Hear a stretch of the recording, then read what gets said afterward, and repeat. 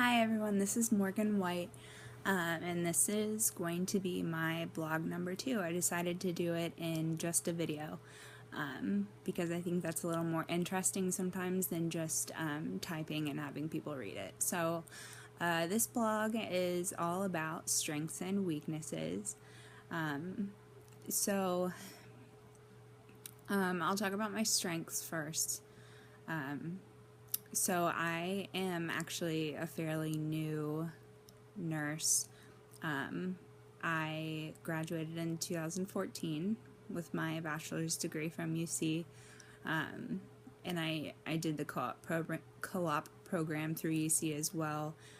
So really I have about 3 years of actual clinical nurse experience. So I'm still building on things as far as that goes. I know many of you have many more years of experience than I do, and it's just learning things like clinical judgment and things like that. But as of right now, in contrast to teaching, I am much more comfortable with the clinical setting, pediatrics specifically. General pediatric care and knowing a variety of different diseases that we see in general peds kids, which can be very different than the adult clinical world. And that's really the extent of my my true clinical knowledge is in pediatrics. I wouldn't say that I am anywhere close to an expert in adult care because it's so different. But so I would say that my strengths right now are mainly clinical based nursing. Another strength that I feel like is really prominent for me is technology. So that just comes really easy to me. I grew up working with computers, and as young as first grade, I think. I am definitely Generation Y, borderline Generation Z.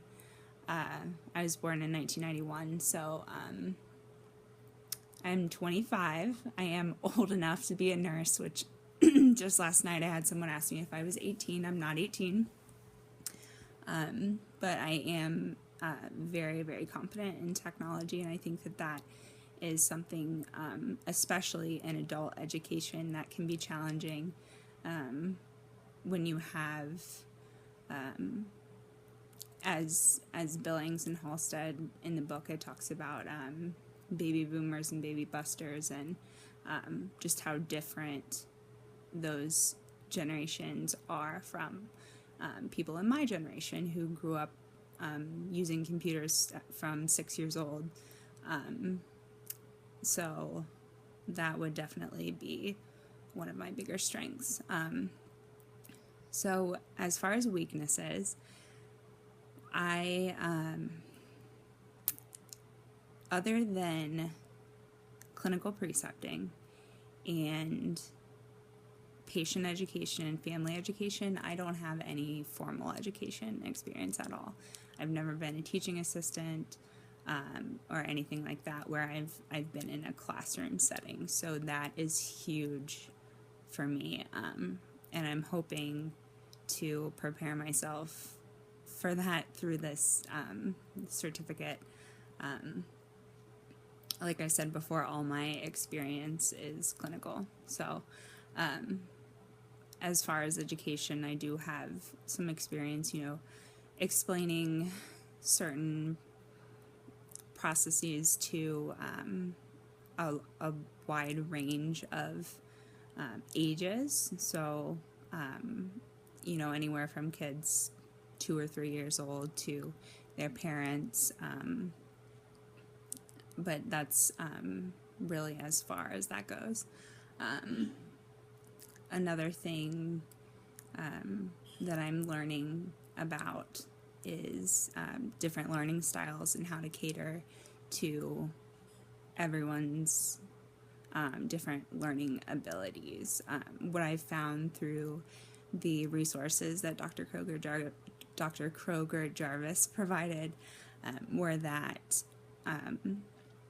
mainly in andragogy as adult learners, the best way to teach is to engage them in discussions and groups and educate that way, rather than lecturing on information that they may or may not already know. And I think that's huge, is finding out, I guess, knowing your population of students and finding out what they already know and not wasting your time repeating things that they don't need to hear and focusing on new information that will be helpful to them. One of the YouTube videos I watched about adult learning said, don't tell, but ask. So I thought that was a really good takeaway point. As I said before, to not just sit and lecture for hours, but to ask questions and to ask for the students' thoughts and perspectives on different things, and that definitely engages them more, and you're probably less likely to have people falling asleep in your class. And then, so I also, with that being said about my clinical experience and basically no experience with teaching, I think a huge weakness is going to be transferring from that role. So transferring from the role of a bedside nurse to a nursing educator. And I don't think that's something that comes easily. I think that new educators probably underestimate or misjudge the role that is a nursing educator. I actually looked at this study. It was called From Bedside to Classroom. It's a qualitative study that was done, and they identified 4 phases of new nurse educators. The first was anticipatory, or the expectation phase. So this is when students decide to become educators, so they're really excited about it. It's a very positive phase, and this is really before they begin working as an educator. The second phase was the disorientation phase. So this is when they realize that this is nothing like they expected. They are beginning to work as educators, and basically going from a role of being an expert as a clinical nurse to being a novice as a nurse educator, and that can be really difficult to transition in that way. Also, learning to establish the difference between a nurse to patient relationship and a teacher to student relationship. Those are very different, and when we're clinical nurses and we're used to having a certain type of relationship with the people we're working with, we kind of have to make that transition. Another thing that the subjects identified in the disorientation phase was a lack of structure, I guess. There's not really like a guidebook that says this is how you teach classes and this is the only way to do it. Whereas in clinical nursing, we have our flow charts and our procedure manuals and things where this is the right way to do things and everyone knows and everyone does it the same way. And it's not like that at all in the classroom. Much more abstract. Some people described it as they felt like they were winging it, and that they didn't really know what they were doing. So the next phase they identified was the information seeking phase. So this is when the new educators seek out peer mentors or look for information that can help them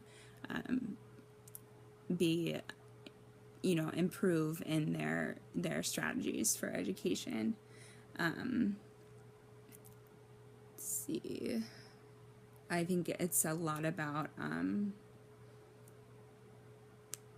fear of failing as an educator, and just having someone to go to that is experienced in that role and that can help you through different aspects that you might be struggling with. And then the fourth phase was the identity formation phase. So this is when you're starting to develop your own learning styles. You're starting to understand the role of an educator. A huge thing that many people identified in the studies was setting boundaries with their students, which I didn't even consider that thought before reading this article, but many new educators said that with their first year of teaching, they were more like friendly with students. Like they really wanted to be as helpful as possible, but ended up losing that authority and respect from their students because they viewed them more as a friend than as an authority figure. And then the other part of that was, I guess, just finding their own learning style and what works for them. So these are all things that I'm sure I will go through as a new educator, especially not having prior experience. So that's a summary of my strengths and weaknesses, and I hope you enjoyed my video.